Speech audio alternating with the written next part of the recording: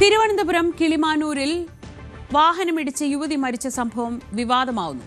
വാഹനത്തിൽ നിന്ന് ഫയർഫോഴ്സ് ഉദ്യോഗസ്ഥന്റെ തിരിച്ചറിയൽ കാർഡ് ലഭിച്ചു. പ്രതികൾ ലഹരി ഉപയോഗിച്ച് വാഹനമോടിച്ചപ്പോഴാണ് അപകടമുണ്ടായതെന്നാണ് നാട്ടുകാരുടെ ആരോപണം.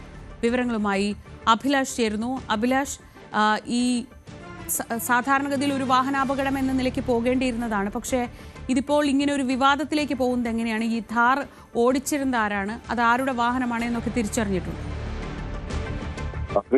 സാധാരണ അപകടം എന്നതിലുപരി അതിദാരുണമായ ഒരു അപകടമാണ് കിളിമാനൂരിൽ നിന്ന് സംഭവിച്ചത്. ഈ അമിത വേഗതയിലെത്തിയ താർ ജീപ്പ് റോഡിന് വശത്തുകൂടി പോകുകയായിരുന്ന ഇരുചക്ര വാഹനത്തെയാണ് ഇടിച്ചു തെറിപ്പിച്ചത്. ഇതിൽ വാഹനത്തിൽ സഞ്ചരിച്ചിരുന്ന അംബിക എന്ന യുവതി മരണപ്പെടുകയും ചെയ്തു. ഇതിനുശേഷം നിർത്താതെ പോയ ഈ വാഹനം ഏകദേശം ഒരു 5 കിലോമീറ്റർ അപ്പുറത്ത് ഒരു ആളൊഴിഞ്ഞ പുരയിടത്തിൽ ഉപേക്ഷിച്ച നിലയിൽ നാട്ടുകാരാണ് അത് കണ്ടെത്തിയത്.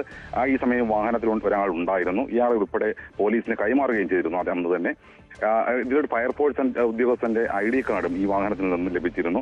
എന്നാൽ ഈ പോലീസ് കസ്റ്റഡിയിലെത്തിയ ആ വാഹനത്തിലുണ്ടായിരുന്നയാളെ സ്റ്റേഷൻ ജാമ്യത്തിൽ വിട്ടയക്കുകയും ഈ വാഹനത്തിൽ ഉണ്ടായിരുന്നു എന്ന് പറയപ്പെടുന്ന 3 പേര് ഇനിയും പോലീസ് ആരാണെന്ന് കണ്ടെത്താൻ പോലും സാധിച്ചിട്ടില്ല എന്നുള്ളതാണ്. ഇവരാരെയും തന്നെ കസ്റ്റഡിയിൽ എത്തിയിട്ടുമില്ല. ഈ വാഹനത്തിന്റെ ഉടമസ്ഥനെ പോലീസ് തിരിച്ചറിഞ്ഞതായി പറയുന്നുണ്ട്. എന്നാൽ ഈ വാഹനത്തിന്റെ ഉടമസ്ഥനാണോ വാഹനം ഓടിച്ചിരുന്നത് എന്ന് സംബന്ധിച്ച് പോലും കൃത്യമായ വിവരം നൽകാൻ പോലീസിന് കഴിയുന്നില്ല എന്നുള്ളതാണ്. എന്തായാലും ഈ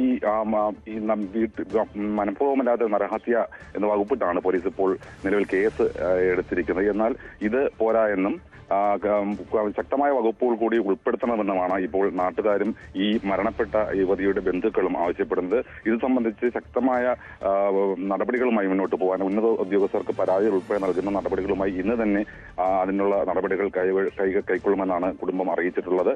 ഇതിന് പോലീസ് ആകെ ചെയ്തത് എന്ന് പറയുമ്പോൾ ഈ അപകടം നടന്ന സ്ഥലത്ത് നിന്നും ഈ വാഹനം ഉപേക്ഷിച്ച സ്ഥലം വരെയുള്ള ഭാഗത്തെ CCTV ദൃശ്യങ്ങൾ കേന്ദ്രീകരിച്ച് അന്വേഷണം നടത്തുന്നു എന്ന രീതിയിലുള്ള ഒരു ഉത്തരവാദിത്തരഹിതമായ മറുപടിയാണ് പോലീസിന്റെ ഭാഗത്തു നിന്നും ഇപ്പോഴും ഉണ്ടായിക്കൊണ്ടിരിക്കുന്നത്. ശ്രീജ, ശരി. അഭിലാഷാണ്.